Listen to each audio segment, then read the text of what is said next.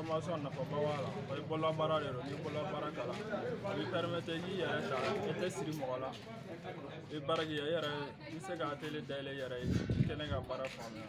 i bɛ se ka mɔgɔ wɛrɛ ta ka fara i yɛrɛ kan a bɛ jɛ ka baara kɛ ɲɔgɔn fɛ o caman bɔ chômage la bi na Mali la jeunesse de ka ca kosɛbɛ bon baara caman sigilen don terrain na TMI ni dɔnkiliba la ni drogue taw la an kɔni bolo nafa t'o la bɛɛ ka na bololabaara dege n'i sera a kɛra soudure ye o a kɛra menuiserie ye o a kɛra électricité ye a caman bɛ yan filière caman de ye Musabugu yɛrɛ la